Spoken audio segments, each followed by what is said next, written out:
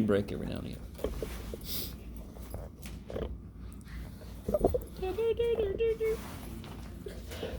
Okay. Sorry, Cash, what's 4.925? 45? 25. 4.9, number 25. Help the old man out. 25, okay. He's gonna go, hey? Oh, okay. Okay.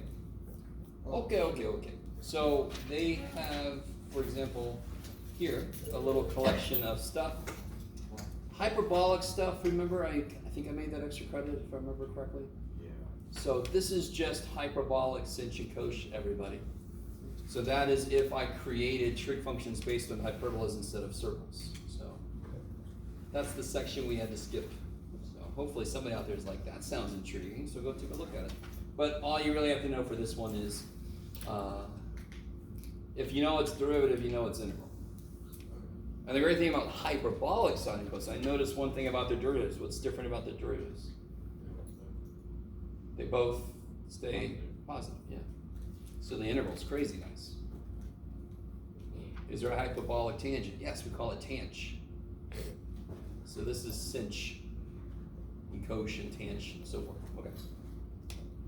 So no, you don't have to know hyperbolic stuff. We skipped it. But in the homework, I don't care. I can give you stuff. You got a table of derivatives. Fantastic. Just use them.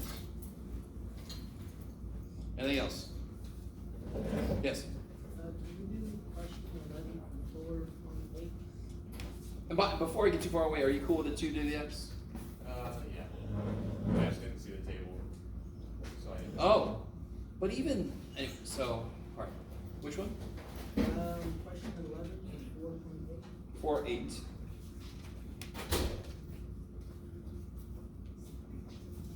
Oh yeah, okay. So if you want to figure out the 4th root of 75, what is that the answer to? All right, let me see if you guys are cool with this. If I got the cube, well, 4th root of 75, sure. If I got the 4th root of 75 as an answer to an equation, what's the most basic equation that would lead to that answer?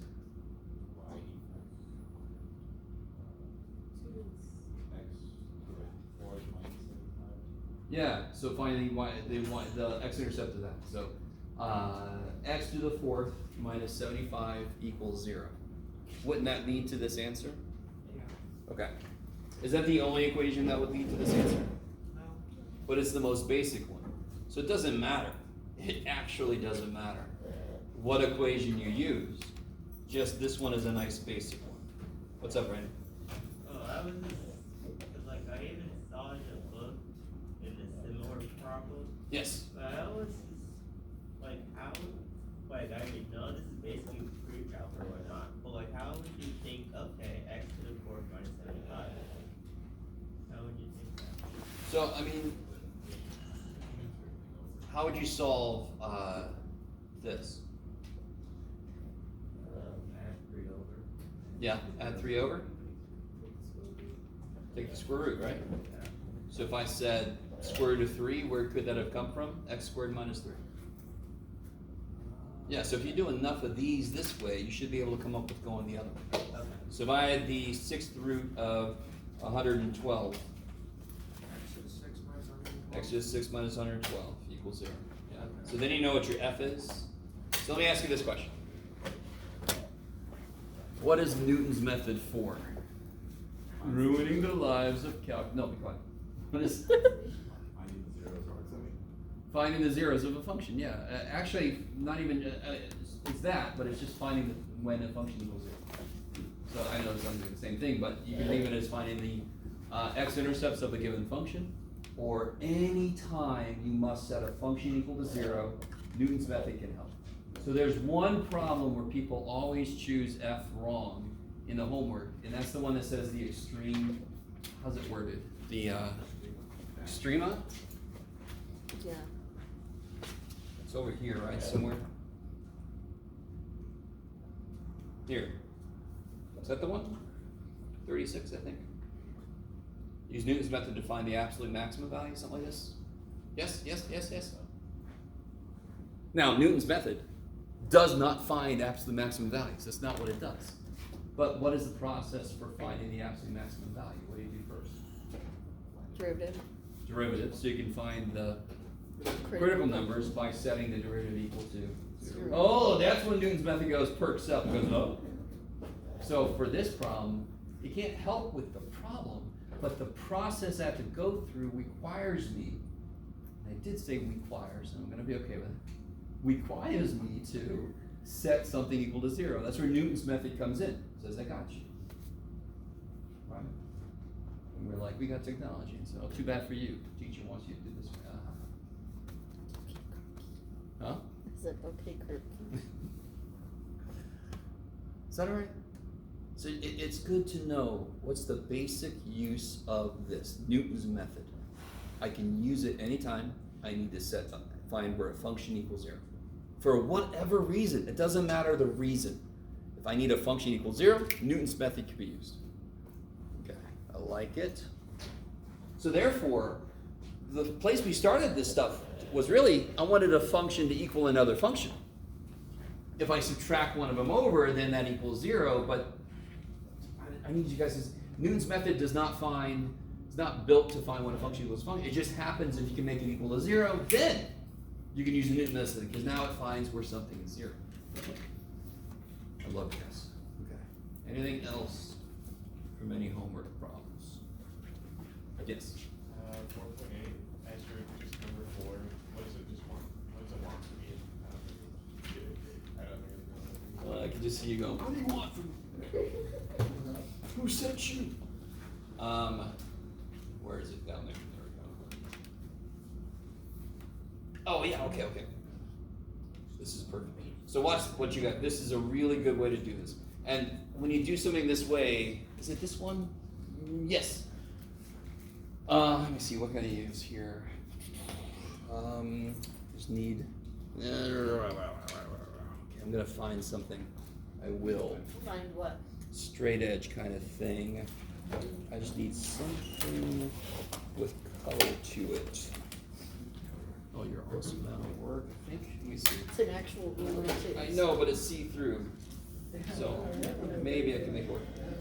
So they want me to guess 0 first. What's the process of Newton's method? I have a guess. I guess 0. What does Newton's method want to do from there?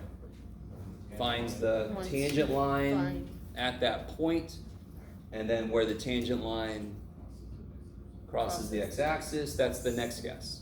Can you guys very quickly, without me even doing this, can you see what's going to happen? If I use 0, tangent line's going to send me here. Use this, tangent line's going to send me over there. Use that, tangent line's going to send me over there. Use that, tangent line's going to send me over there. Am I approaching? No. In fact, how many locations on this graph could Newton's method be used to help me find? Infinite. 2. Because what does Newton's method do? Right. Finds where the It function finds is 0. 0. And there are 2 locations where the function is 0. Do you guys see, if 0 is my first guess, is that a good guess? No. Is it very far away, relatively? Yeah. For that, yeah. It's not very far away. Its issue is the tangent line sends it on this goose chase, yes? This wild goose chase. Okay, I like it. Maybe. So if you follow the first couple of steps of Newton's method, that's my next guess. I'm getting further and further away. And the cool thing about this kind of problem is you start to realize why the calculator, one step in the calculator's process is, please, dear God, tell me where I said look for this. Because the minute it gets out of there, it goes, oh shit, it goes back and it retries, because maybe your first guess sucks. And it says, oh, that led to nothing, thanks human, and then it finds a better guess. Maybe. I always am hopeful you guys are like, this magic little piece of plastic that can do so much shit. It's good to get a little insight into what the hell it's doing. So for these other ones, like, obviously what happens at 1? Is it obvious what happens at 1? Why does 1 go to shit? Slope is 0, so the tangent line, will it ever hit the x-axis? And what's this next step of Newton's method is, find the x-intercept. It's like, it goes to shit. Yes? So I want somebody to write that in your homework. Goes to shit. And then explain how. Don't just stop there. Is that all right, you guys? So for each one, you can kind of start the couple first steps of Newton's method and see if it's going to actually get somewhere. Yeah. So as you're like answering it, you just say what happens when you guess that. So just write it. Yeah, you can describe it. You could try to copy the graph down if you want to, but you can just describe after a couple of iterations, I start moving further and further to the whatever, right? Or this one, I never has a next intercept, so I can't do the next step. Yeah. Okay. Anything else?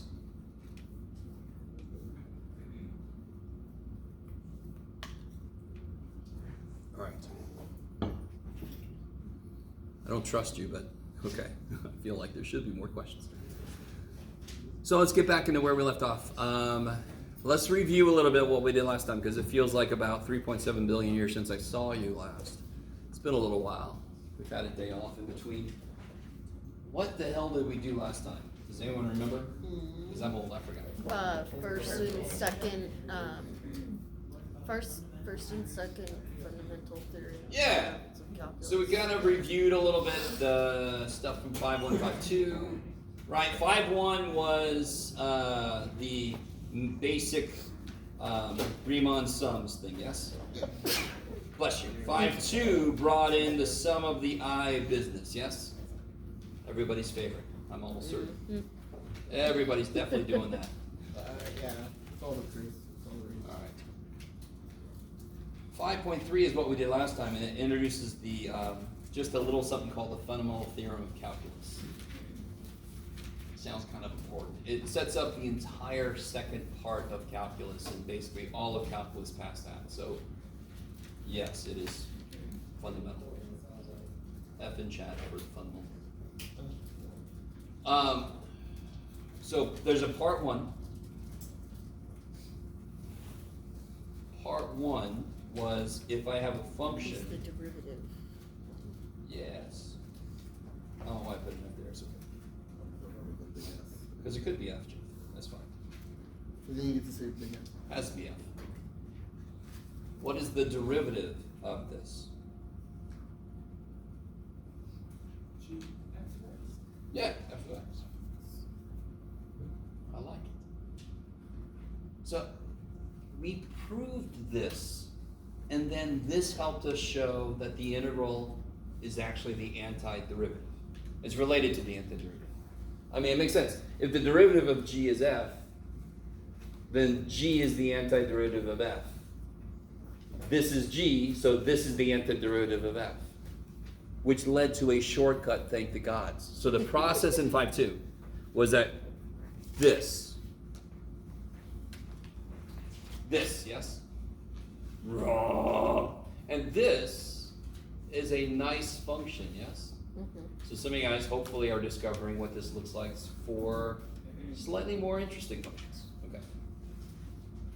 This process, to me, I've said this before, is a lot like the limit definition of derivative. We suffered through that, and then we learned some shortcuts, correct?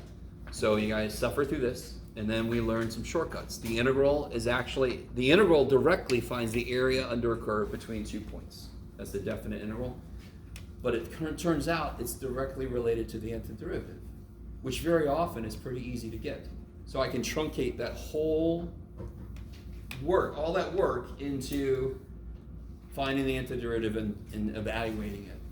You guys kind of with me? So F talk 2 says, this is F talk 1. F talk 2 says, that's a 2. The integral from A to B is F of B minus F of A.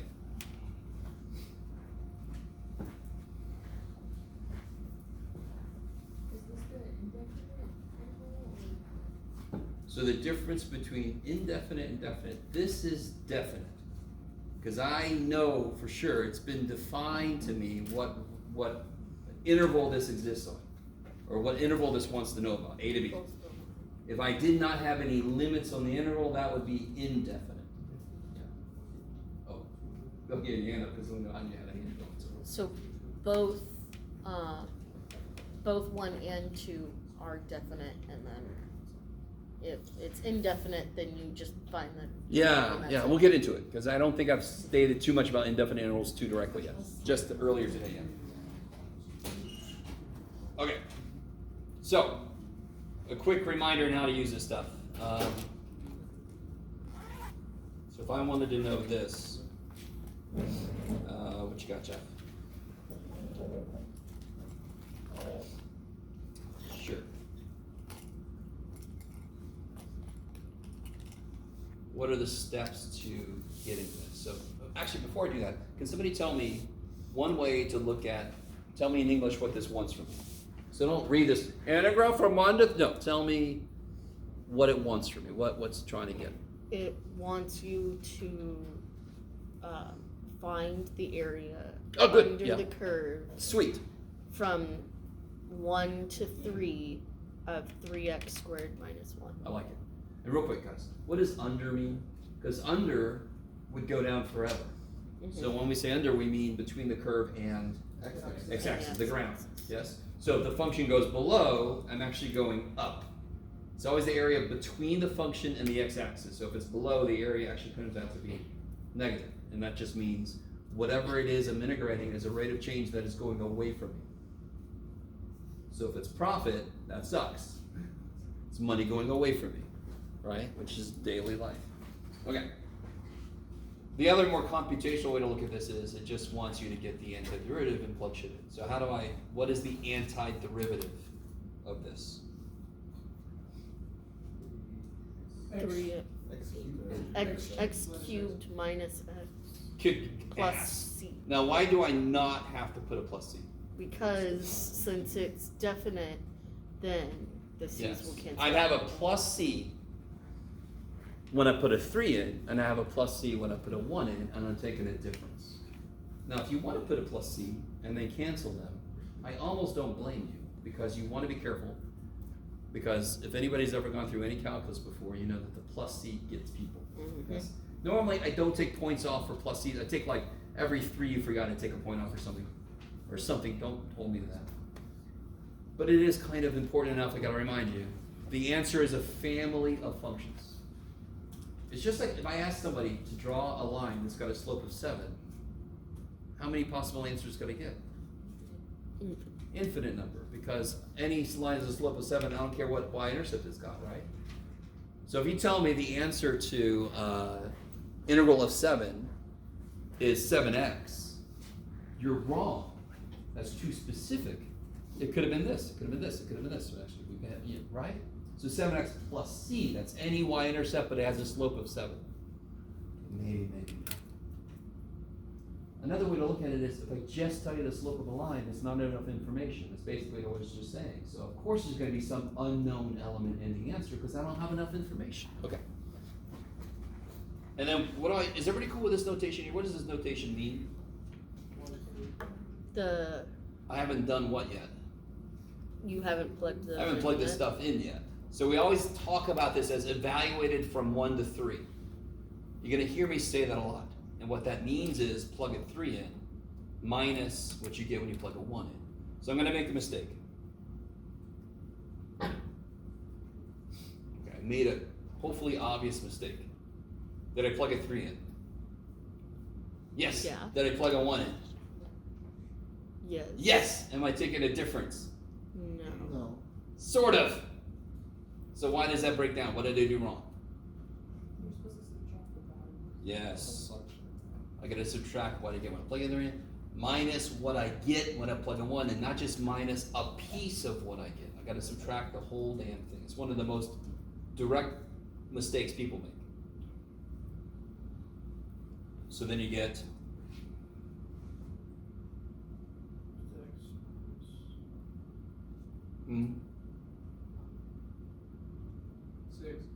you get 27 minus 3 is 24. Minus 1 minus 1. You get 24.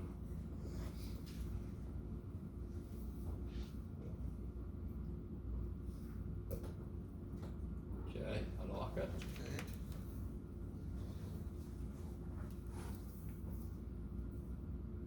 So when you see, so this is a indefinite integral.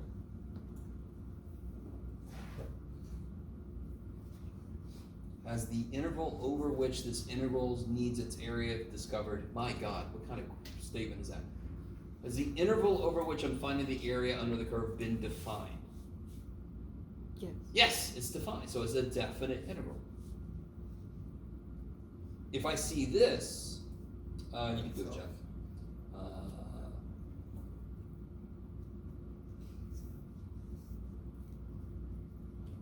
That would be indefinite. So the silly thing about this, a couple things before I forget. There's things about this notation we're really not used to. So the first thing I want to say is, if the limits are missing, that's indefinite, and it's just another name for the antiderivative. This is kind of an official notation we use to replace, find the antiderivative of. That's what I replace it with, these symbols. We chose it because the definite integral means find the antiderivative first and then plug the limits in. So we're like, if we just don't put limits, then we'll just let everybody know that just means find the antiderivative. The other thing I want to say is, this is the first time you are seeing like an operation notation that is in two parts. You guys know what bookends are? Mm-hmm. Bookends. So you have books, and if you let them on a shelf, they're gonna fall over. So you get these bookends, you can get all these creative ones, and you just shove them in there. It keeps the books upright. Yes, bookends. I call this a bookend operator. This and this are one thing. They just contain what you're working on. So after you are done getting the antiderivative, they both go the shit away. They're both gone. Are you guys with me? What's the square root of 9? 3. I love it. You're all like, what's this guy? It's not, I've had students say the square root of 9 equals the square root of 3. They write that down. What should I say to them? No. Get out of here. No. I should say no. Wrong number. Why would you write the square root? It did its job. It's gone. Yes? Same thing here. All right. So what is the integral of 3 over x? 3 plus. All right. So let's do this. Here's just to remind you guys, you're allowed to do this. Yes? Mm-hmm. Shabam. But then the x comes up. This I can take out. Oh, great. All right, let me stop there for a moment because that's huge. What I just did. I can take constants in and out. What the hell does this symbol mean again? The antiderivative of. Summation. That's why it's a big ass S that we just stretched. Poor little dude, put him on the rack. What? I don't know. Okay. So if I have an infinite sum and they all have a 3 in it, of course I could take our stupid 3 out. I'm just GCF. Any constant can go in and out of an interval. Yes? Why wouldn't you just bring the x up and make it a negative power? You totally could. But to be honest, what do I take the derivative of to get 1 over x? Natural log of x. Yeah, there you go. Okay. Yeah. So it's in this form. Now this one, I'm going to leave like this because it's in a form that goes directly into a rule, right? So this is 3. Be careful now. I haven't heard the right answer yet. Pussy. No? Well, Oh. eventually. Absolute value. There we go. Oh, yeah. Well, whatever, Jeff. You'll see today, I'm going to warn everybody. You'll see a problem where if you forget that, you're screwed. And Well, you're screwed. plus- Don't forget it because you're screwed anyway. Okay. What's the integral of this? Negative x. So what would the new power be? Let's do this. What would the new power be? To the negative 1. And then I have to divide by the new power, right? Yeah. So minus. Yeah. Okay. And make sure that's a really big minus. And Now- plus c's all the way there. Yeah. How do I check my work? Take the derivative. Yeah, so it's awesome. Checking your work will be much quicker than doing your work was in the first place. Because derivatives are almost always easier than the associated integrals. Okay. How we doing? Definitely not. It would have been the same. Totally the same answer because this means this. So I could have went straight from here to here all day long. Okay, I like it. So Polynomial, we can do each part, so we do it. yeah, and how would you do this integral? You would do each part, so you could, I just wanted to write it once to remind you guys, you could always separate it if you need to or want to for any reason. Later this semester, we're gonna see something where we have to separate them to be able to do certain things. Okay. This one I didn't have to, because everything's good. Yes? So what if you had a problem that instead of like x1 had like you had something that was x to like a bigger power, like x cubed or x squared or something. To like that. integrate? So so you had like 3 over. Oh, okay, so let's do it. How about 5 over x to the 7th? How do I definitely want to rewrite this? So this would be a Okay, time where you rewrite You're doing what I do. rewrite Wesley it. Wabbit. Yes, you would rewrite it. But So then I need you to understand. Always look for this. okay. Always look for this. Always look for this. Always look for that. Because that's the one thing that doesn't flow into x to the n plus 1 divided by n plus 1. One reason is you can't. The other reason is I know the answer.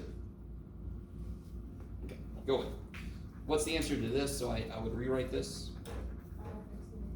And then the 5 comes for the right. You totally could. And it would be the same thing. And then you get X would be to the what power now? -6. Good, because you go up by 1 and you divide by Negative the new 6. power. Plus e.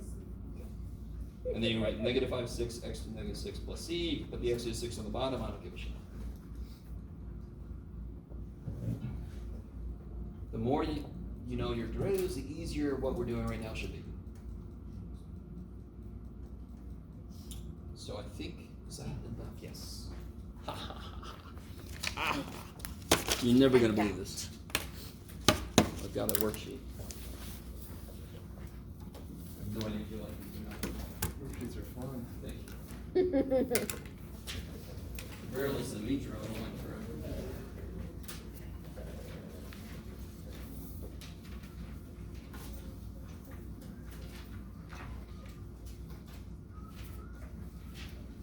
So the side that says integral practice. Oh, what's up? So with the indefinite integrals, do you still take like does the integral sign still go away? With what now? Does the integral sign still go away for indefinite? Yeah, what did we just do? Did the integral sign go away? But it doesn't have defined. Sorry, sir. So what we just did here. It's one with balance. But it doesn't have defined. Again, I don't know numbers. I'm not good with those.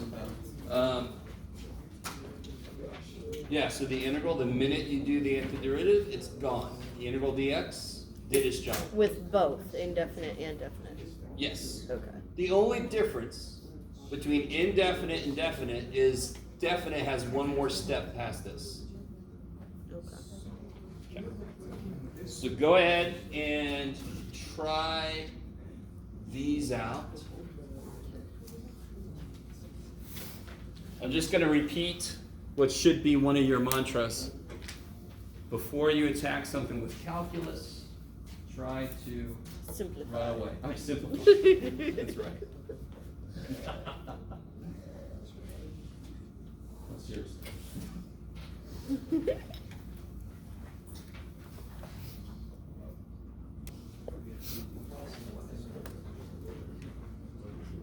All right, guys, I know you're not quite done. I want to look at these first few. Real quick. What's really the only integral rule we have so far? What's the integral of x to the n? X to the n plus 1 divided by n plus 1. Plus c. So basically in English that's add 1 to the power, divide by the new power. That's right. I want to give you a chance. So then what does this become? What's the new power? And then divide by -1. So we're just going to put a negative out front. Yeah. And then, this is sort of the rule, to be honest. Oh, I don't even know if I want to show you this. What's x to the 0?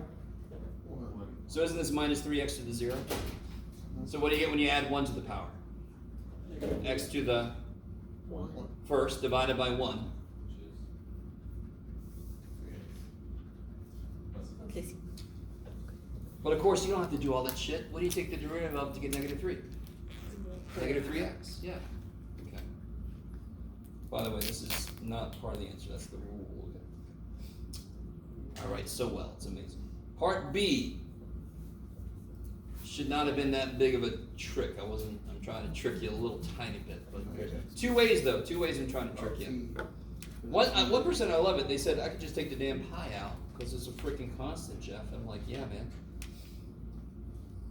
But then, what's the integral of 1 dt? X. Or T. I T. guess. Plus C. So real quick, what's the integral of 1 dw? W. Plus C. Plus C. Okay. Integral of 1 dA is A plus C. So it's all the d part. The whole purpose of that part is to tell you what the variable is. We get so used to x, but there's going to be thetas, there's going to be t's, there's going to be all this other shit. It just tells you that's the variable, please use it. Okay. This one, now, real quick. Dear God, let's do this right now while I'm thinking about it. And I do not blame you guys. This is the time to try shit out, and then I can explain why what you tried is wrong. Sometimes. You brought so much paper, Jeff. Where did you put it? It's all right here, dude. It's all right here. Okay. What is couple things. If I had to take the derivative of a quotient, how would I do that? I have a quotient Use rule, correct? quotient rule. I need everybody to really be with me. The little we know about integration, would anyone not agree with me that it is pretty much always more difficult than the associated derivative would have been? Mhm. Or at least as hard. What's the integral of e to the x? E to the x. Plus e, so it's got, see, even that, it's just a little bit harder. You gotta remember the plus e, you guys kind of with me. Everything to do with integration, and I'm not saying this to make you feel, oh my God, it's all gonna be horrible. No, it's going to be a little harder. If derivatives can't even handle a quotient directly, an integral for damn sure can't handle a quotient directly. You guys kind of with me? There, in fact, is no quotient rule for integration. There isn't. There are ways around them, but there's no direct quotient rule. There just isn't. Because when I'm trying to undo something that was done, there's not always going to be a set way to do that. A lot of what you learn in Calc 2 is more methods to handle worse integrals. Okay. So, if I had, real quick, what's the integral of x squared? 1/3 x cubed. Okay. Now, real quick, do y'all agree with me that x squared is x times x? Mhm. What if I erroneously say, oh, the integral of something times something, I can integrate this. What's the integral of x? X. Integral of one, x. one half x squared. And what's the integral of another x? 1/2 x squared. And what's the 1/2 x squared times 1/2 x squared? 1x squared. X to the fourth, Jeff, you do. Well, let's see, are these the same? No. No, so this is bullshit, yes? Because we know this is true. So I cannot integrate parts of a product and just multiply them back. Again, can I just differentiate parts of a product at the same time? No, I get the whole product rule, which is better than quotient rule, but it's still worse than just taking. So integration of a product must be even worse, just by definition, just because of what it's trying to do. I have no product rule for integration. I need you guys really with me. You cannot just take the integral of each piece of a product, each piece of a quotient, because you can't do that with derivatives. If there's something you can't do with derivatives, you double can't do it with integration, because integration's job is to undo the weird-ass differentiation that happened. Maybe. One big thing we're going to talk about later is, what if I had a chain rule? How could I undo a chain? Oh, shit. Okay. Oh, good. So I love it. Whenever I say that, somebody's like, oh, God, dude. Okay. This match looks whatever. All right, so coming back to this. So what the hell do I do with this then? I really can't just integrate the top and bottom, because does anyone know what the integral of the tangent is? No, I didn't think. Okay, good. Should. Yeah. Convert it into simple terms. Yeah. So again, before you try to throw calculus at something, see if it'll simplify. Especially if you're like, I'm not sure. Okay, see if it'll simplify. What's tangent? Sine over cosine and what's secant? 1 over 1 over cosine. cosine. So therefore the what's cancel? The 1 over cosine's cancel. Die. So then I just end up with the integral sine. This integral, I don't know. He's looking up. He's like, huh? So what's the integral of sine? Negative cosine. Negative cosine theta. Okay. And this is where the gears, you can see smoke coming out your ears when you hit the gear. You can try to go in reverse.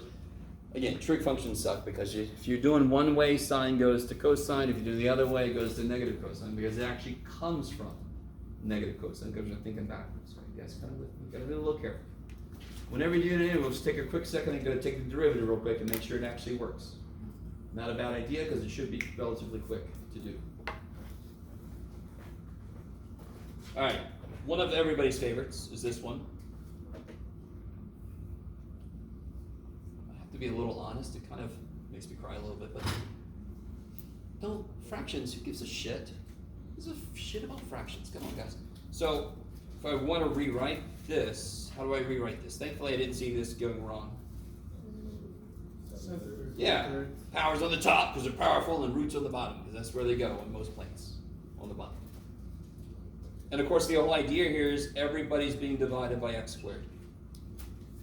Sarah, did I turn that back on? Thank you. And now you simplify. I told one person, do you remember the shortcut for like taking the derivative here? You got to subtract 1. You do 7 minus 3. Mm-hmm. You get 4/3. Don't I just have to do that twice because I'm subtracting 2? So you can do 7 minus 3 is 4/3. 4 minus 3 is 1/3. So then you get 1/3. What about here? I get 4. Okay, I could do that. 4x to the negative 1. And then here I get 2x to the negative 2. And then when I integrate, 1 plus 3 is. So you get 3/4. Yeah, I always find the new power first, because that's easy. Just add 1 to whatever it is.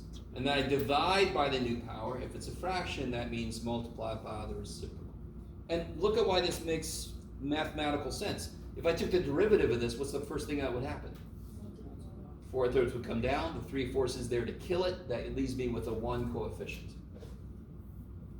Okay, maybe. What is this? Besides a big ass 4. Almost. There we go. And of course, this guy, the new power would be -1, so I got to divide by -1. Plus.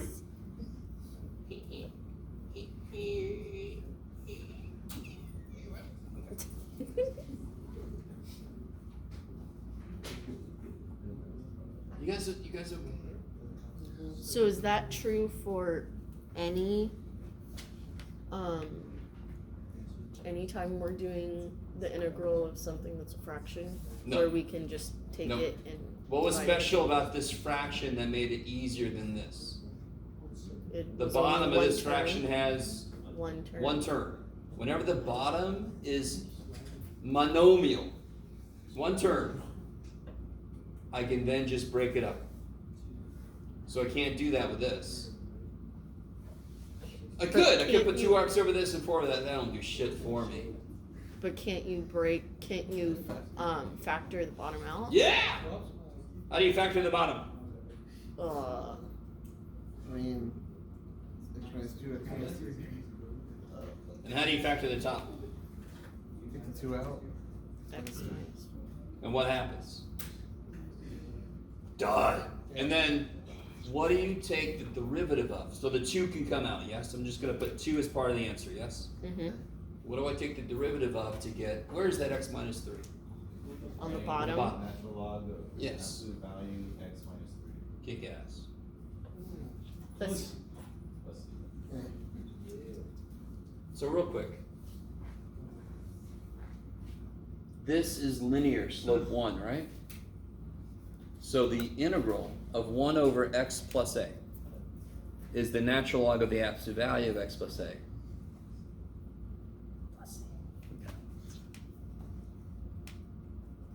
Because the chain rule wouldn't show up, correct? What's the derivative of x minus 3? 1. So the chain rule wouldn't show up, so I don't have to, it's just a straight up integral. I don't have to worry about it. Maybe. Okay, yeah. How far have you guys gotten down here? Very far at all? Maybe? No? I tried. I got. So you can- some Let's of do it this done. first one to make sure we're on the right track. I basically did this problem, didn't I? Almost. Almost, yeah. It's almost this problem. So what's the integral of this?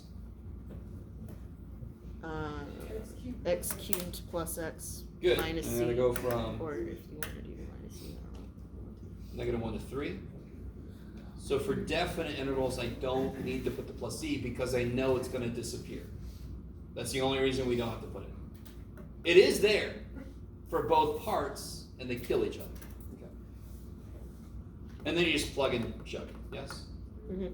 So I get 27 plus 3 minus -1 minus 1. Is that all right? Mhm. Got real quick. So 30 plus 2. Say again? Minus and minus 2. So plus. Yeah.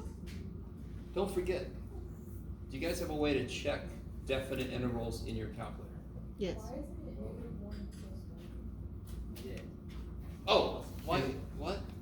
It's a cube, the negative 1. Yeah, I'm gonna plug in -1. What's -1 cubed? -1, and what's -1? And then minus, yeah. Is that all right? Just plug a -1 in. So I plugged a 3 in and got 27 plus 3. And then plugged a -1 and got -1 minus 1. Cool. Because I did show you in the calculator how to do the integral. Mhm. Yes, remember that? You put the, here, let me show you real quick.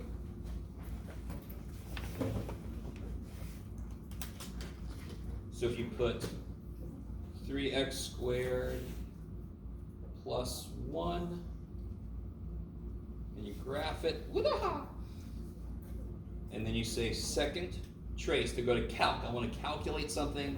I want to calculate the integral. Look at that shit. That's why this thing costs $100. And then I want to iterate from -1 to 3. Yep. Simone. It's kind of nifty. Shows you the little shading and all that kind of business.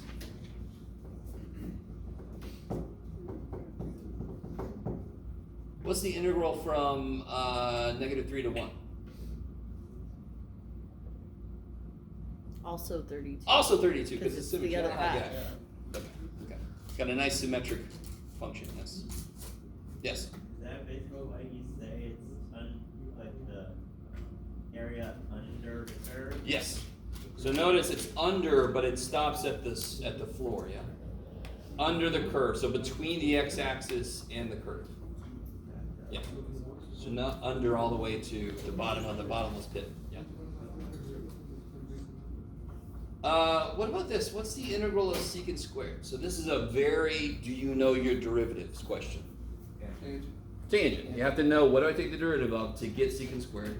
Tangent. There's no work to do. It's just how well did you memorize? And I'm going to evaluate that from, I have glitter right here somehow. That's neat. From 0 to pi over 4. So now you guys to start to realize, yeah, you gotta remember your trig shit. Because I'm gonna give you problems like this. I want exact answer. Now this one's easy, because what's the tangent? Well, maybe, let's see. What's the tangent of pi over 4? 1. What's the tangent of 0? 0. So you get 1. Which is kind of neat. Some gross thing like, do you remember secant? Graphing secant? Do you remember what that looks like?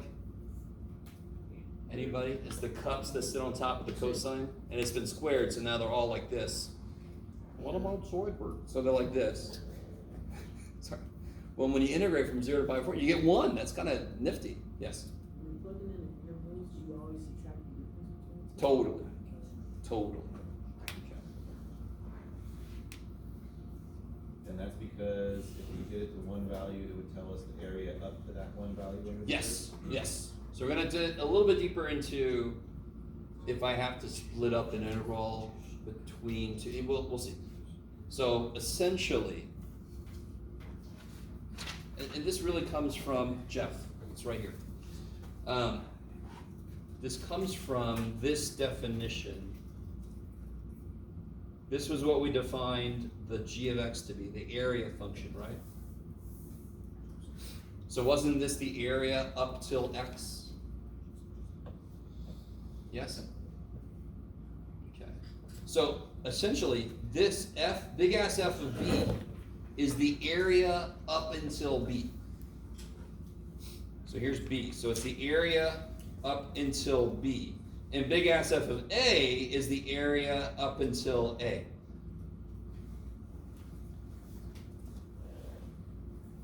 I don't know why that's there. So area up until b, and this is the area up until a. So if I want the area between a and b, would I do f of b, big S f of b minus big S f of a to be left with the area in between? Yes, cool. And that's why it's got to be a minus. And of course that came out of the derivation we had to get to the f top too. Okay. You guys go there. Okay, come back here. All right. What about this dude? Jeff, Yo. Sorry. So when you Oh. when you do the when you did the tangent theta. Oh, never mind. Okay. Okay. Yeah. Well, 2 Natural log. natural log X.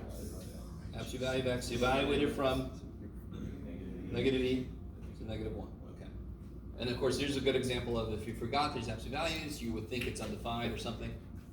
I kind of hope you would think it's undefined because natural log can't handle negative inputs, but it doesn't have a negative input because the first thing I do is absolute value it. So it'd be 2 natural log of 1 minus 2 natural log of e. What's natural log of 1? 0. And what's natural log of e? 1. Chaboo. Now real quick, why does this make sense? Does anyone know what this looks like if I graphed it? It goes under the x-axis. Yeah, 2 over x basically looks like this. Right, asymptotes all over the damn place. And I'm gonna go from negative e to negative 1, so that's the area, it's gonna be negative area. Makes sense, yes.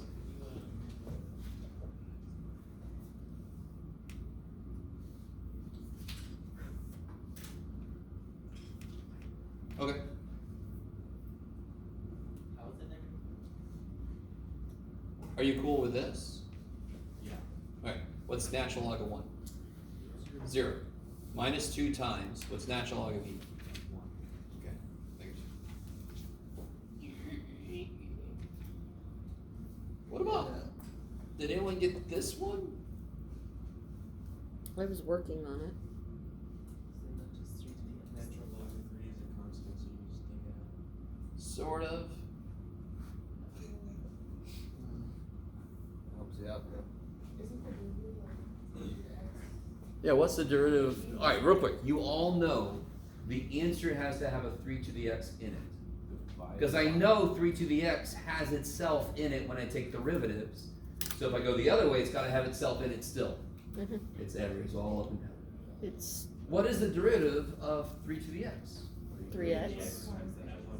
3 to the x times natural log of 3. It's got the adjustment because it's not in e, so it's not super special, poor little dude. So what's the integral of 3 to the x natural log of 3? Just 3 to to the the x. x. So if I know the derivative of something, I therefore know that how to integrate that something. I go back to what the original thing was. The derivative of 3 to the x is this, therefore the integral of this is 3 to the x. So you get 27 minus 9 is 18. Yeah, so you get 27 minus 9. 18. Chaboo! Crazy shit.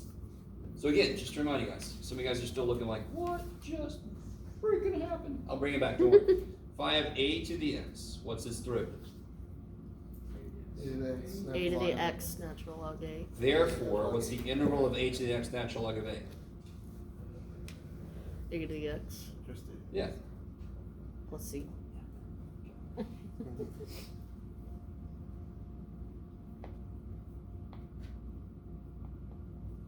So like, if I have this, could I take the 4 out? You could. Why should I? Because what is the integral of 4x cubed? What's the 4 do? It just goes Back up. back up. Now watch, if I did take the 4 out, what is the integral of x cubed? 1/4 x to the 4th. And then these die, and I still get x to the 4th, just in a worse way. But it doesn't matter. Whatever you see, do it. If you did either one of those, I don't care. You got the answer.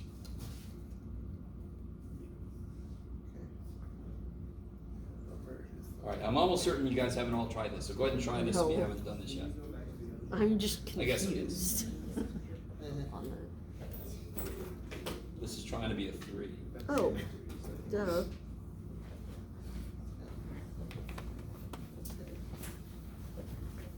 Anything is that thing times. What did I do? Oh, what did I do? No, it's the same thing. Oh! Yeah. E to the 3t stays e to the 3t. No. That's what I'm It's thinking. not. 3 squared. Is that it stays the same. 3 squared is. But the derivative of this, Of it. It's still there. So e I don't know, because it's more than t, so that means that it would have Alright, to be a chain so rule guys. for derivative. Good. Guys. So You know the answer has to have e to the 3t. Okay. Yes? You know it Mhm. does, because that's how e works. It's its own derivative, blah, blah, blah. But you know the answer can't be e to the 3t, because what's the derivative of that? it has to be Yes, so it'd some be sort of 3 change. e to the 3t, correct? Do I Yeah. have a 3 in there? No. So So it has to be desperately- 1/3 e. Yes, I desperately want this to make nothing but frickin' sense. If it's just a stupid number in my way. Look, think about it like this. Guys, we created that shit. It does what we want. So I say it's gotta have this. It's not that, because its derivative would have a 3 in front. There isn't a 3 in front, so there must have been a 1/3 that would kill the 3. Oh. You guys see that? When the inside dude is linear, you should be able to think about it directly. I just have to have a 1/3 to kill the 3. So what if there was a 5t, e to the 5t? 1/5. Would have been 1/5 1/5 e to the 5t. So what if e to the at? Integral of e to the at. Well, why didn't you add one? No, no. One over- Answer question. 1/a. 1/a e to the at. The at. So what? E to. I haven't done anything yet. All I've done is start the antiderivative, correct? What else do I need to do now?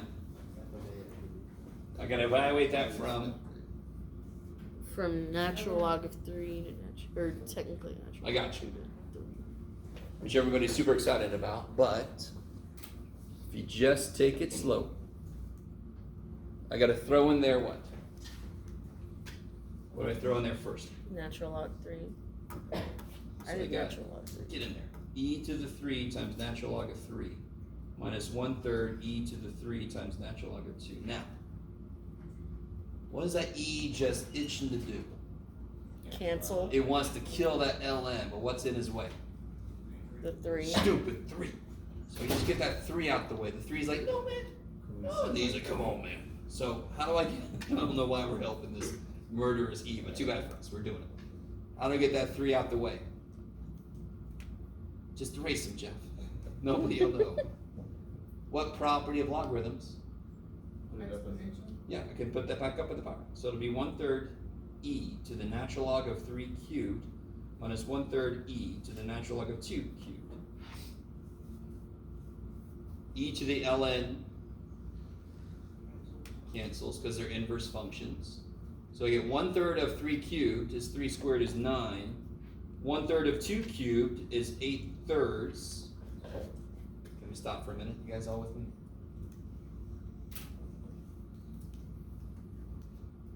So that's 27/3 minus 8/3 is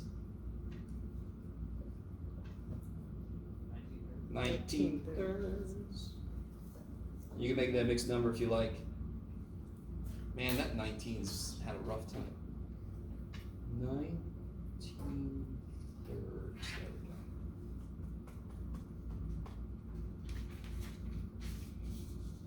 So again, the better you know your derivatives, the better you know your antiderivatives. And the first step of a definite integral is get the antiderivative. And then you just shove stuff into it, right? That's the technical language for what we do. Shove stuff in there. Yes, stuff. How'd you get Yeah. Yeah. So you agree with me with these die? Yeah. What's 3 cubed? Divided by 3. Would it the 1/3? Yeah, with the 1/3 multiply. Like, by wouldn't it be 1/3. 1/3 power to the of- 27? Yeah. Alright, let me write this out better. Okay. Alright, so starting here, I think. Okay. So I put those in. 3 is not my favorite number. Bring that up. 1/3 times e to the natural log of 3 cubed minus 1/3 times e to the natural log of 2 cubed. So this is, oops, went too far. 1/3 times 3 cubed minus 1/3 times 2 cubed. Yes? Now. Is that cool? So what are you saying happens? Can I multiply before exponents? Please excuse my dumbass son. So I have to do exponents first, right? 27 divided by 3, 9. 8 divided by 3. It's 8 divided by 3. Is that alright? Okay. That's all.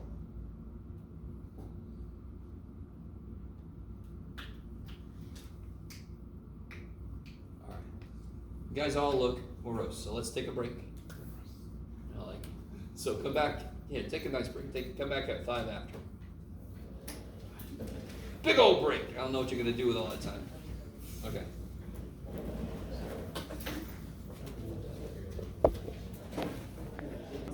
Rules of the fundamental Sure. theorem of calculus. And then you could say that 4/9 is indefinite before we knew what to call it. Good. You could. All right, guys. I think everybody saw this. I think I heard a gasp from everybody. So you're welcome. I was gonna have a quiz today, and I just forgot to announce it last time. So we can all pretend like I asked you, and you said Monday, and I said okay. Although it's not a democracy, so. So quiz Monday, 4.8 through 5.2. 4.8 was Newton's method. Yeah. 4.9 was antiderivatives, which we know now are called indefinite integrals. 5.1, 5.2 were finding the area using rectangles, left endpoints, right endpoints, midpoints, that kind of stuff. I'm more likely not gonna give you one on the quiz that is the limit as n goes to infinity, sum I equals 1 to n, blah, right, blah, blah, blah, yes? Mhm. But there will be one like that on the test, so something to look forward to. Okay. Thank you so much. Jeff. And with the oh my gosh, the I and I squared and That's I this. cubed. I told you it won't be in the quiz. Yeah. But for the test, I'll are give you the going sums. to I'll give you the sum of I squared. Yes. Okay. Sum of I. Yes. I remember a long time ago, you said if you're just gonna have to give us a formula, you're probably not gonna put it on there, huh? What do you mean? No, I will give you a limit n goes infinity problem on the test, and I'll give you the sum of I, the sum of I squared, right? Okay. So guys, real quick, this one we know, this one we just figured out, or this one we just figured out, but what's the integral of e to the ax? What do you think? You know it's gotta be itself. That's gotta be a part of the answer, correct? One over Yes, A, yes. 1 over Good. A, e to the ax plus c. Because again, the derivative of that So these are, would be e to the ax times a. There is no a here, so there must have been a 1 over a there. so these are the integral rules. Yeah, these are the few that we sort of have pieced together. And we just talked about this one. Well, some of us did. The derivative of a to the x. So if I think it's a to the x, which makes sense, because this has got to be part of the answer, because that's how exponential functions work. What's the derivative of a to the x? A to the x natural log. Natural log of a. Is there a natural log of a in front of this? Is there a natural log of a here? No, No, so what, this must have been divided by natural log of A. to kill the element of a that wants to come out. Oh, So you're starting to hopefully see a theme. So let me see, if I had the integral of sine of 2x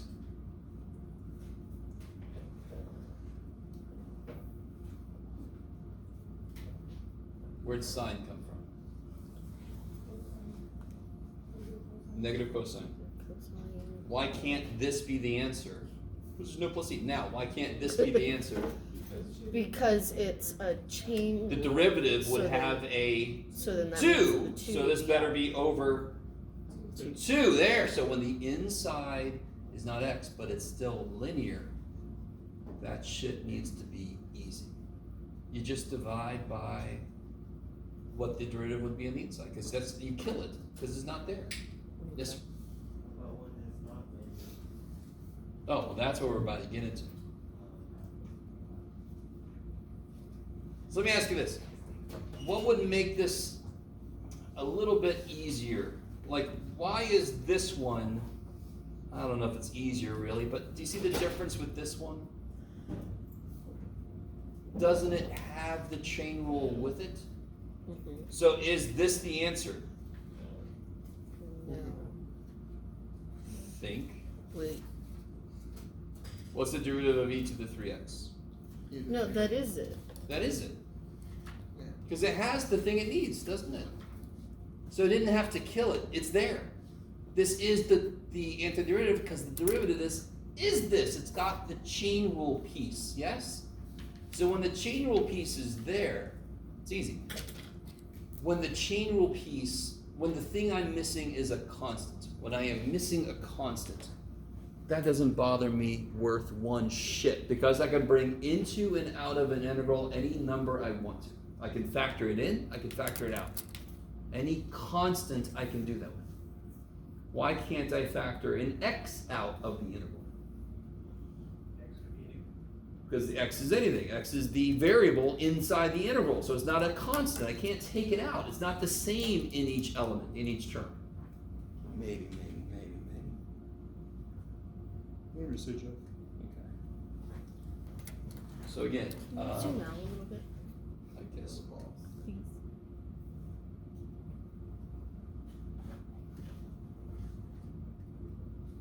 Is that all right? What's up? What do you need to see? Good. I was just the 3 rules. There you go. And to be honest, don't necessarily memorize this. Keep in mind the idea is showing you when the inside is linear, I just have to divide by the slope if it isn't there. I gotta divide by the thing that would come out for chain rule if it isn't there. Something must have killed it. Yes? I think we were doing an earlier example, the a to the x natural log of something, right? If those, if the natural logs cancel out, Yeah, so somebody said, I can't remember, it might have been you, but somebody said, yeah, I think it was you. If I have this, I'm not gonna put I'm just gonna focus on the antiderivative of this, right? If you take the ln3 out, now what's the integral of 3 to the x?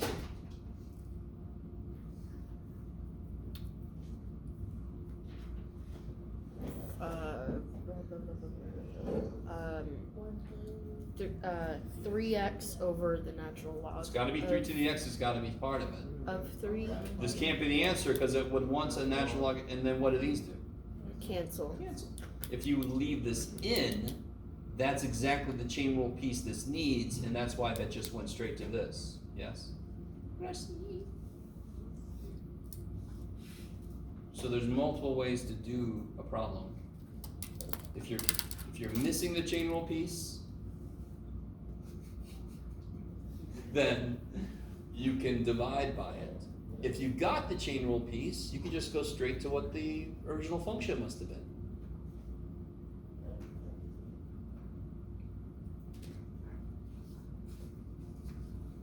So we're gonna learn right now a process you could use if you don't like what I was just trying to do. I always want to show that first, because I want you to see if the inside's linear, it has to be easy.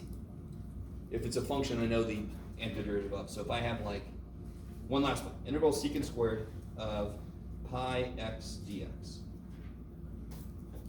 What's the integral of secant squared? Tangent. Why can't this be the answer? Because it's derivative. Because it would be a chain rule for the derivative. And what would which come means out? that What would come out? What the would I pi multiply would- by? I multiply by pi. You guys all see So that? then it would have So to I be must 1 have had over it pi. divided by pi. That would kill that pi.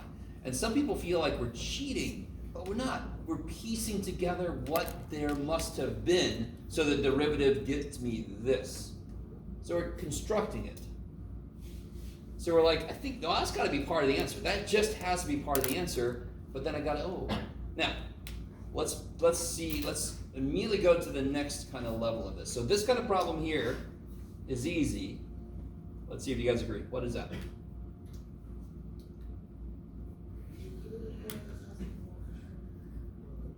One over 4 e to the 4x. Yeah, or you can put e to the Plus 4 over c. 4. Okay. Yes? Now, why is this function, why is this integral not as easy? Let me say it like that. Because you've got Is Two what's channels? missing just a constant? no. No, because it would be e to the 4x squared, that's where it must have come from, but then it would need a what in front? 2/4 or 1/2. No. What's the derivative of e to the 4x squared? E to the 4x squared times 4x. 8x. Right, the 2 would come down, makes it 8, yes? Right. You guys with me? Chain rule. Divide by. Derivative of 4x squared is 8x.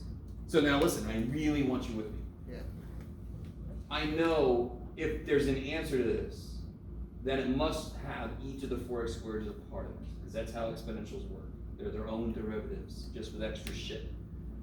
But what should be there then is 8x. Constants don't bother me. If I'm missing a number, I can easily take care of that shit, because I can bring them in, bring them out.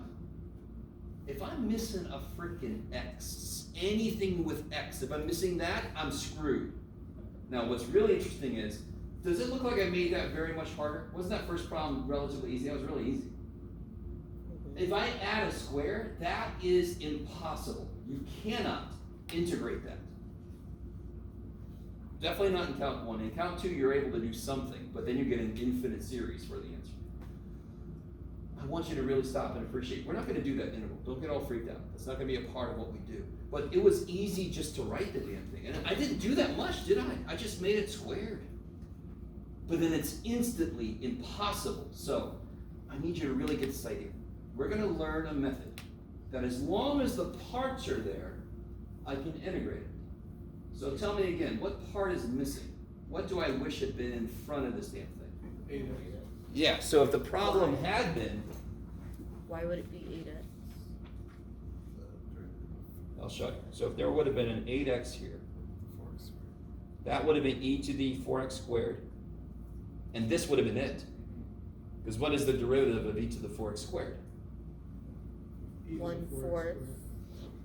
No, come on. What's the derivative? Either 4x squared times E to the 4x squared times 4x squared prime. So that's 8x. Wouldn't the 2 come down? What do you mean? No. How do you take the derivative of e to something? E to something times derivative of something. Right, okay. Yes? So if this is there, I'm golden. Now let me just show you. Is everybody sorted with me so far? Again, I haven't developed the process yet. Because right now, some of you should be going, how the shit am I gonna know if that's, All right, so there's a process that will handle this. I just want you to understand the idea behind it. Now, I want to go one more step with this. If I would have been smarter, I would have changed this a little bit, but I'm just not that smart. Because I got a cool thing to show you in a minute. Oh, that's right, it'll be. What if I had this? What am I missing now? An 8. So let me start to show you how this would work. So to be honest, I can immediately say the answer is this. Because I'm missing an 8.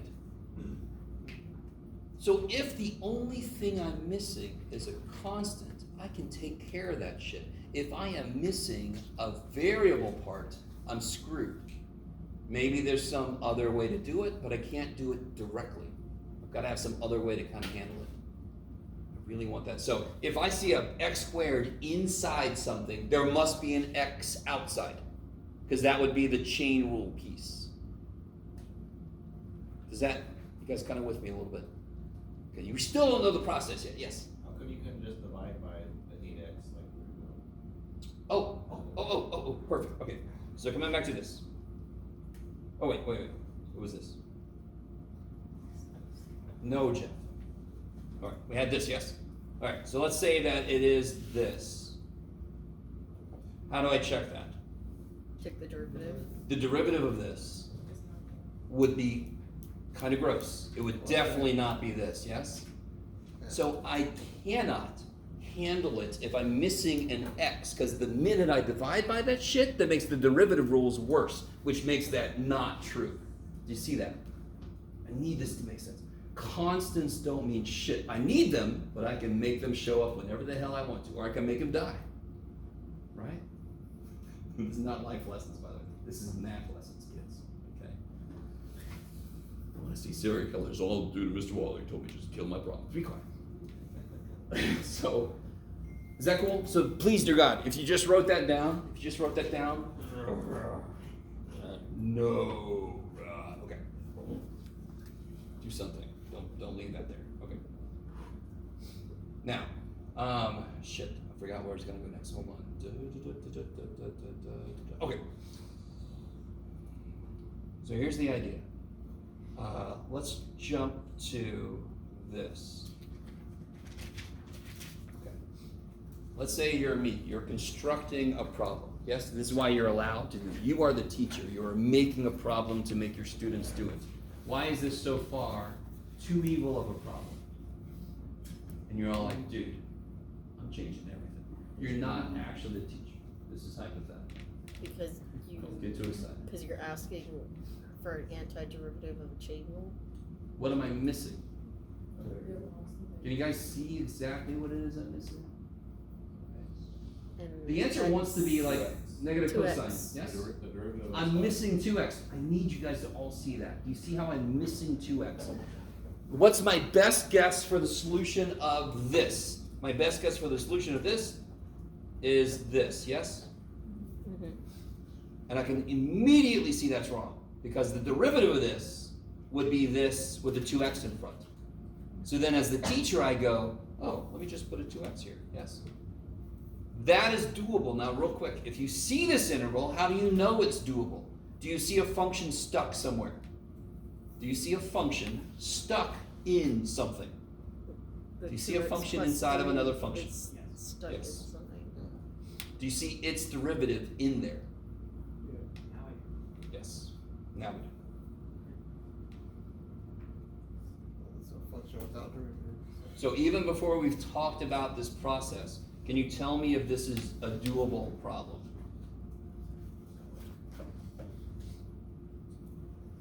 No. Yes, because all. So I you're have some missing is a no's, I have a constant. yes, sorry? No. Yes, because all you're missing is a constant. Mm, yeah. That's right. Ding, ding. That's right. That's like, let me say this stupid thing. Ding, ding. So, what is the derivative of the inside? 3x squared. Negative 3x squared, right? Right. Now I know there's a 1/2 power and that has to come into play, but that's another constant that would be thrown out, yes? So really it boils down to this. Minus any constants, do I have the functional part that I need? The inside is x cubed, the derivative of that is basically x squared. Is everybody cool with what I just said? If I said it equal x squared, I'm wrong. If I say it's basically x squared, I'm cool. It's got a constant. It's off by a number, who cares? Yes? That is one, this is a problem that the process we're gonna do could handle. Easy. Okay. So we get the idea. So the process I'm gonna show you can't handle every damn problem in the universe, because the minute if I just put an x out front, could I do it? Could I do this problem? So this is good. We'll do this exact one later. Could I do this problem? No, Why?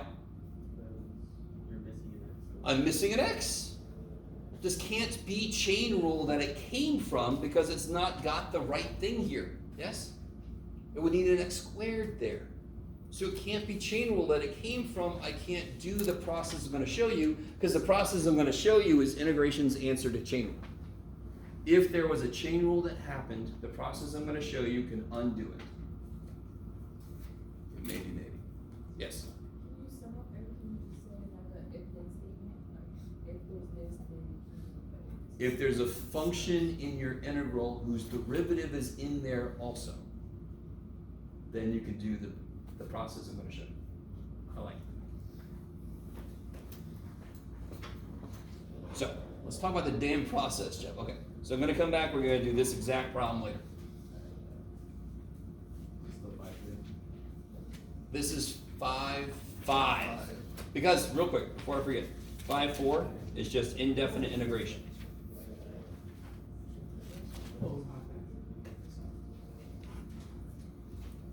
Subs. You subs. For the most part. It's got a little bit extra, but I'll let you read about it. Because I like to leave stuff for you guys to do.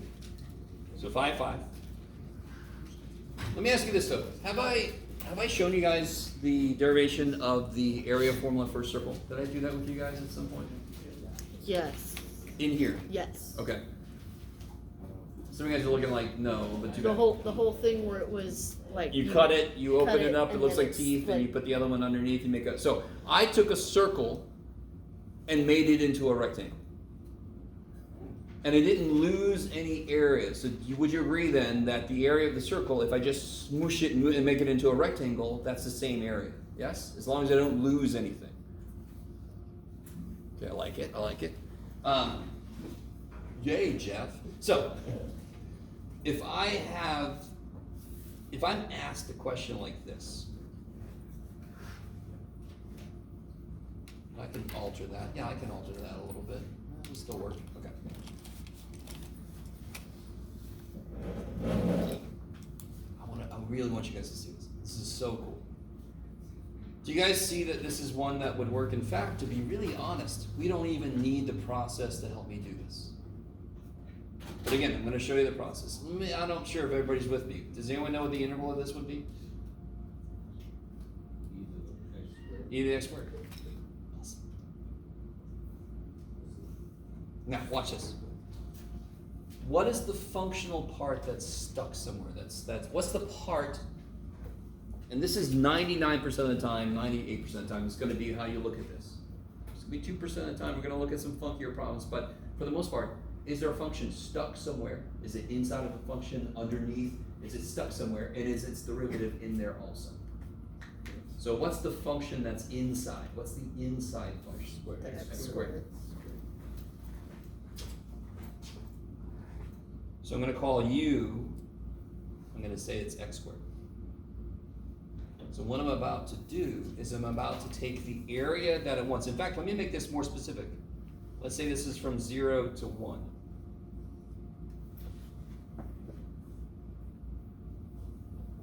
It's gonna take that area that it wants, and I'm gonna reorganize it. I'm gonna reshape it into something that's easier.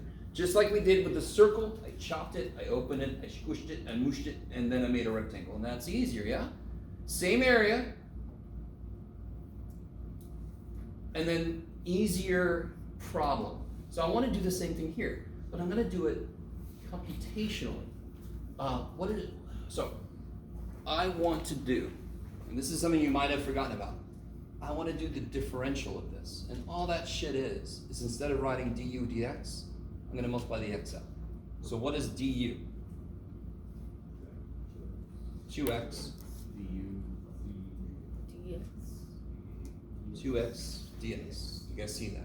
Remember differential? It's just, I would put du dx and I just multiply the dx up. Whoop-de-doo. So a change in u is twice x times the change in x. Stop. Do you guys, in my integral, do you see 2x dx? And what did we just say that equals? Okay. Do what to me? So 2x dx is du, yes? And this is e to the x squared, but what do we call x squared? Me. Now what's really nifty is this is a little silly. Real quick. Remember this tells me the variable I'm using, yes? So what does it mean? What is 0 and 1? What do they mean? That's what x is doing. X is going from 0 to 1, yes? What do I need here now? I need what u is doing. Now in this specific example, what is u when x is 0? X squared? No. If x is 0, what's u? 0. 0. If x is 1, what's u? 1. So it's just coincidence that it's the same. Are you guys all with me? So, yes. Could you rearrange it so that you have your u term and your du term? Like, could you do Oh, sure, yeah. e to the x squared times Yes, 2x you can dx? pull this over, sure. Okay. Yeah, okay.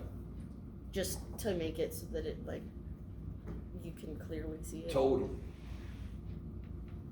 So is this now easy? Yeah, what do you get? What is the integral of e to the u? du. And I want to go from 0 to 1. So I get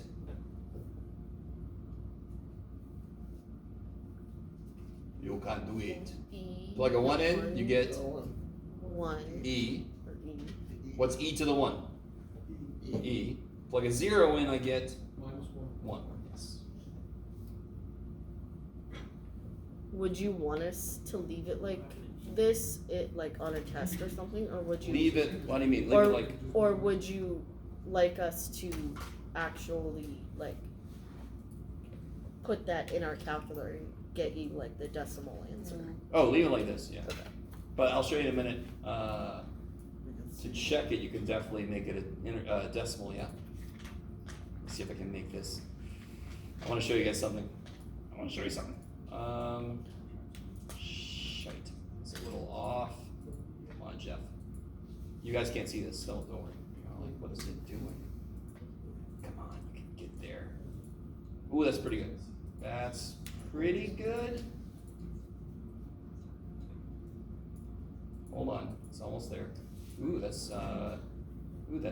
What happened? Alright, that's alright. I'm gonna stop playing around with this.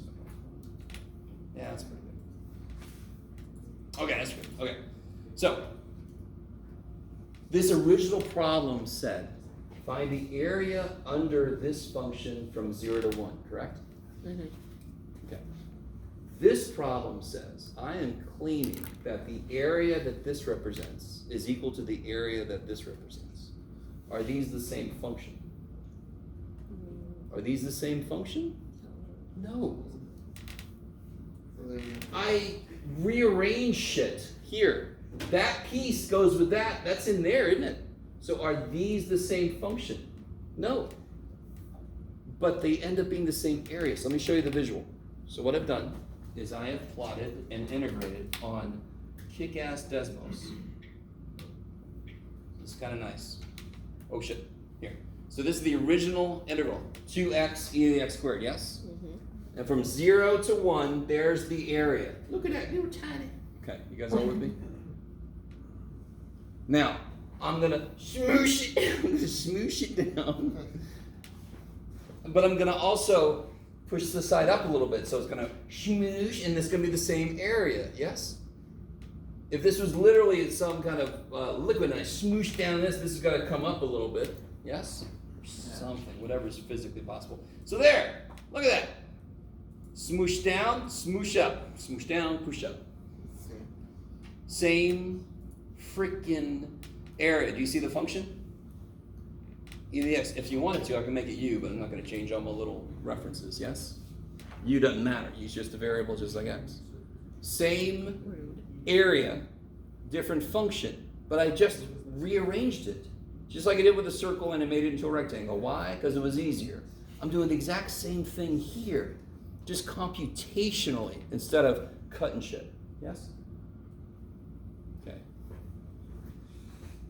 I love you guys. This is not simple because do you remember learning chain rule in the first place? So many guys are like, I'm almost there, man. That was not easy. It wasn't. It's weird. And I talk about inside functions and outside functions, so you just heard me using very much the same language because this is literally the opposite of chain rule. I'm trying to undo chain rule. The only way to undo it is if I have the parts that would have been there. So if I'm missing an X piece on the outside, I'm screwed. So it's still inside and outside, and the Yeah, inside yeah. is U, and the outside I'm is in there. D. So looking back at this problem, can you guys help me out? What would you make U equal to? Square root of 4 minus, no. 4. No. No, 4 minus x. Yes. What is inside something else? 4 minus x cubed. What is stuck in something, what is inside, what's underneath, what's inside something. That is 98% of the time. There will be a couple of weird example problems where it's not a function that's stuck somewhere, but it's still a function whose derivative is in there. Yes? X squared times the square root of all that. I mean, that's what I'm trying to integrate. But again, I'm trying to undo chain rule. So chain rule would look at the inside. What's the derivative? What's du? If u is 4 minus x cubed, what's du? Yeah, negative 3x squared. Dx, don't forget.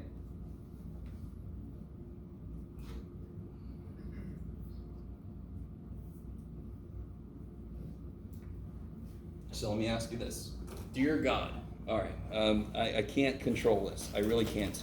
But there is a not so good way to do these. And, you know, you could say it's my bias, but it's not. It just isn't a good way to do these.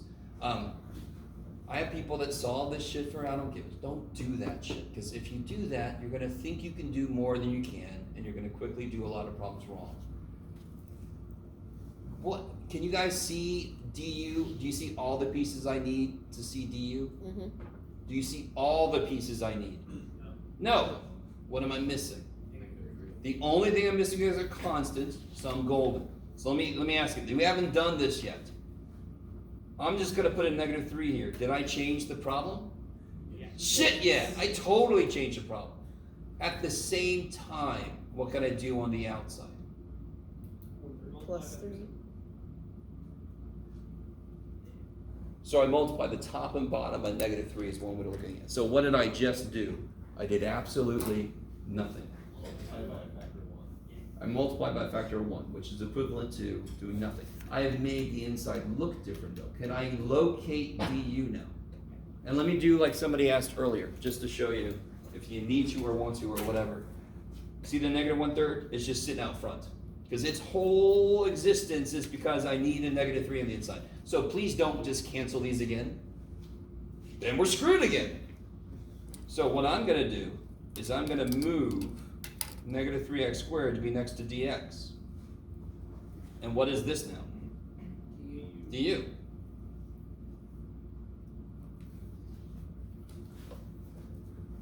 And what is this, of course?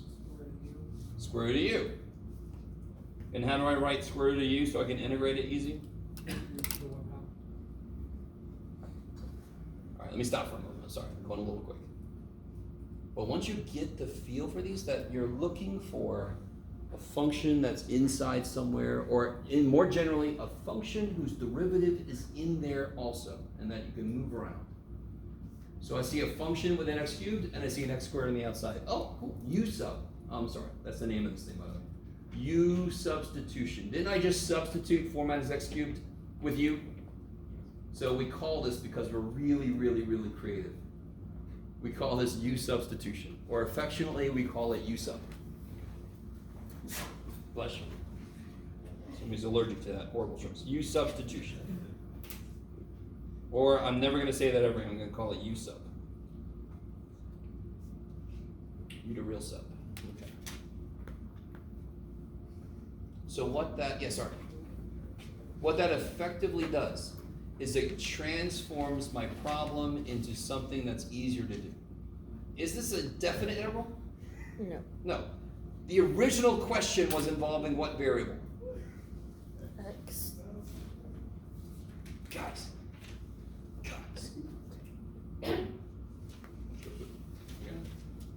So it involves x. So my answer better involve x.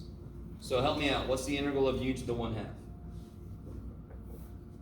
What's the new power? 3/2. So then I multiply by 2/3. So I get negative 2/9. So why don't I just want to circle that and be about my business? I'm still on you. Yeah, still got me in there. Still got you in there. So I better replace that with 4 minus no, what was x cubed. 4 minus x cubed. Holy shit, Jeff. Minus x cubed to 3/2 plus c.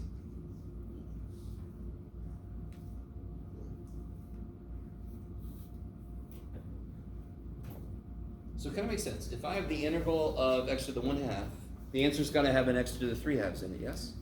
It's just that this one, so this doesn't it have stuff to the 3/2? Okay, that level makes sense. But if I take the derivative of this, you see some shit starting to pop out. In fact, a 3/2 would come down, a negative 3x squared would come out. Are you guys kind of with me? And all that, so let's see, take the derivative of that real quick. So that's the integral, that's done. We check it by taking the derivative. So everybody take the derivative of that. Everybody take the derivative of that. Let me take another hit of whatever this is.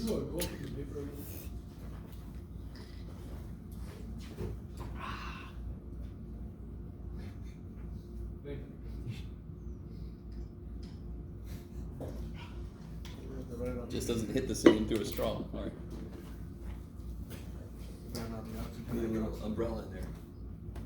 That'll get nice and fire. Let's see. It's water. It's water. I can't say it, but I can hear it. It's another fancy word for water. What is it? Dihydro. What? Don't worry, it's just that stuff. Dihydro. For what? Dihydro. For what? Like water. H2O. Water. Yeah. Say that fancy way. High quality H2O. Okay. So the derivative, what happens for the derivative? The first thing is, Product. there's no product rule here, right? Oh yeah, because What happens? The power comes comes down. times the inside times Pass the it inside around. derivative.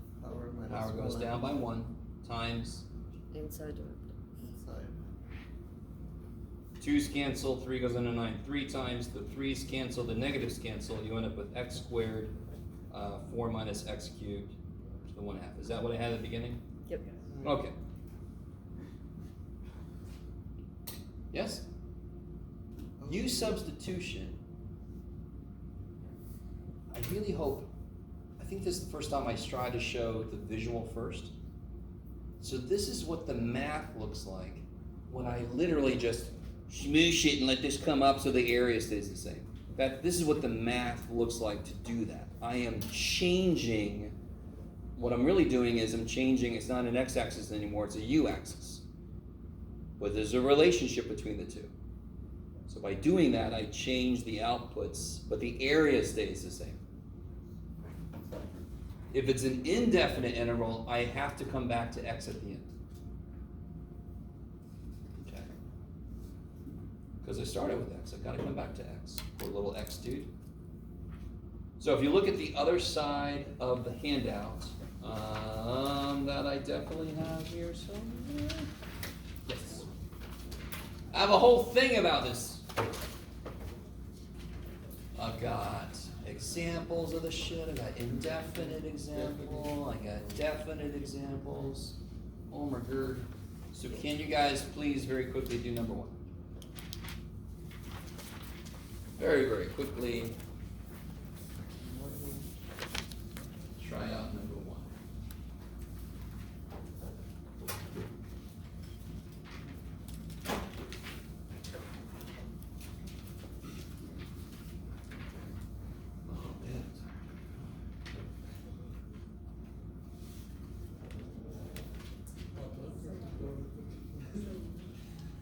There's a lot going on there, right? Yeah. What's the now? All right, let me see. Can you guys tell me? Is that obviously not an interval you can just do straight up? Like if I said, "What's the interval of sine x?" Do we have to do anything special? No, that's just, do you know the derivative? Then it gets sine. This thing, this is not just a one-step go back to what the first function would have been.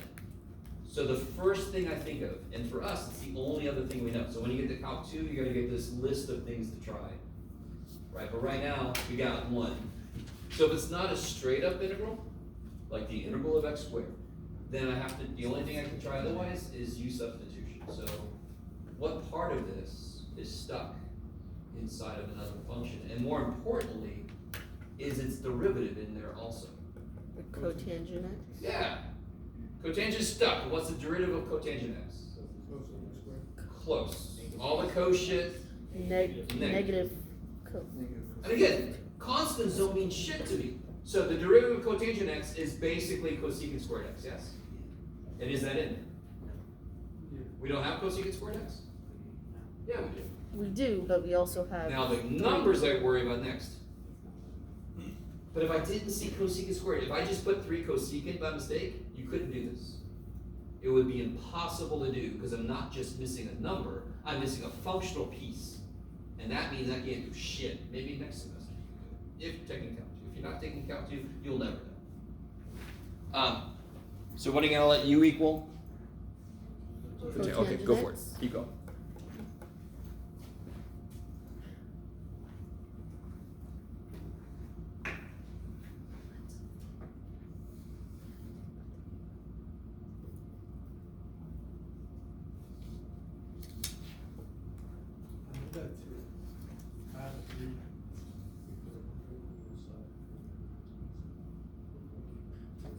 Oh, you just bring it up.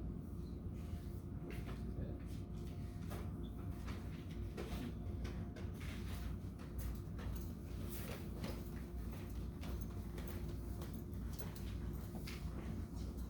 Do you guys wish I didn't put that 3 there?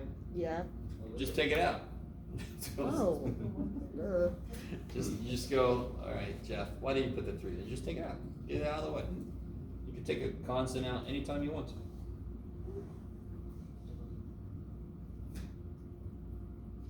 Oh man, you get no room for this. Okay, Jeff. Y'all have paper, hopefully. If you don't have paper, what the hell? We're putting 1/3 outside of the interval. That wouldn't be good because then you would have a 9 inside. Yeah.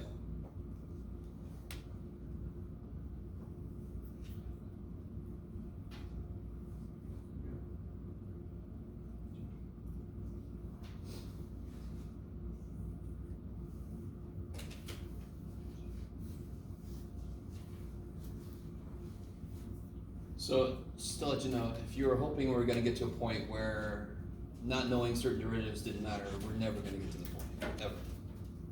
So if you forgot some derivatives, go back and, okay, yeah. So remind me, what's the derivative of cotangent? Cosecant squared. Negative. Negative cosecant squared. Cosecant squared, dx. Okay, alright, keep going.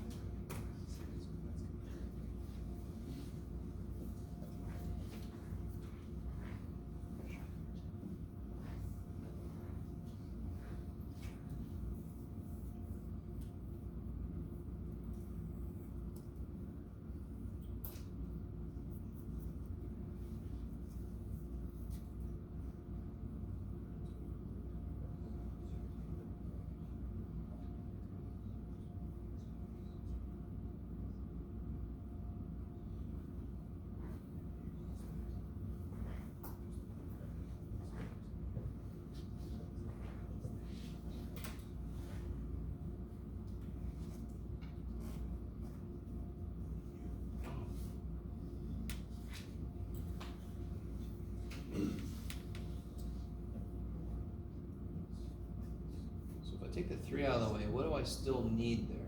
Negative. So just make this negative, then I can put a negative here.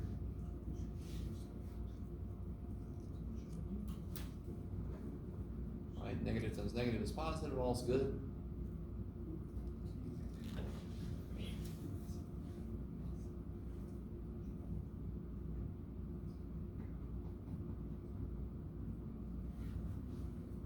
Can you guys find du?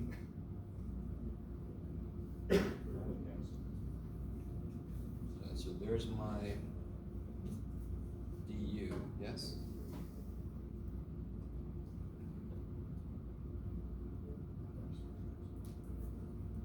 And then, how can I write this? That's u to the 1/2.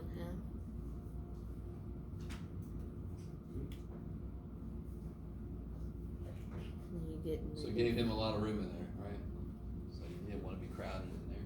and then you What's get the integral of u to the 1/2? 2/3. 2/3 Good. u to the 3/2. So in general, I find the power first, and then if it's Negative. a fraction, I just multiply by the reciprocal.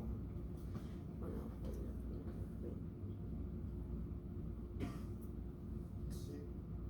Thank you. And then you get, is that good? Nope. Oh man, what do I have to put? You have Yeah, to. u was cotangent.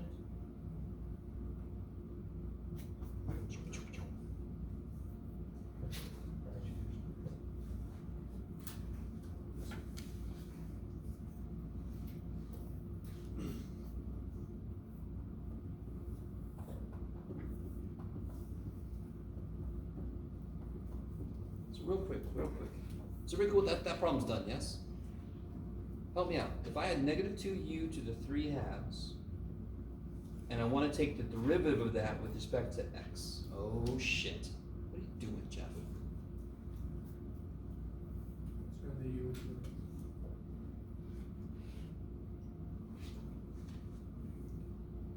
What would happen? And u is a function of x, right? You would have to use. So I can take the power down. Power goes down by 1 times du dx. Is that cool? Isn't this, what would this be? And if I multiply both sides by dx, I'll get this. Now, this is right here. Yes? So it's the same shit. It's the same shit. It's just, if I pretend like I don't know what that function is, if I pretend like that function I don't know what it is, and this shit is its derivative, that's the way I could write it. That's exactly what we did with implicit. If y is sine x, what's y prime? Cosine x, right? But if I have y, let's see what I was. If I have y squared, what's the derivative of that with respect to x? 2y 2y dy. Right? And then I could tell you afterwards, I could say, oh yeah, that's a cotangent of x. And then you just put cotangent of x. So if this was cotangent of x, what would this be? If y is cotangent of x, what do I get over here? Y is cotangent of x. Cotangent x. And what's the derivative of cotangent x? Negative cosecant. Cosecant. So I need you to understand. The whole idea behind implicit differentiation was I had a y, but it could have been any function of x. So what we're doing with u sub is we're kind of doing that backwards. I've got a function of x. Let me just make it u. Sort of like implicit just had a y. Just so the shit that I got to look at is less. I got less shit to look at. So if do y'all agree that if u is cotangent x, du is negative cosecant squared x dx? Mhm. That's all this shit says. That is all that says. So therefore, the integral of this has to be the same as the integral of this, because this equals this. So it's really just kind of like going back to implicit and going, man, I hated that shit, and then going, maybe it's got a good use, maybe, oh yeah, holy shit. It actually makes this so much easier. Yes? So, du is the derivative of u. Kind of? Yeah? Yeah? And, Yeah. and then you added dx. So real quick, u is cotangent x. What is du dx?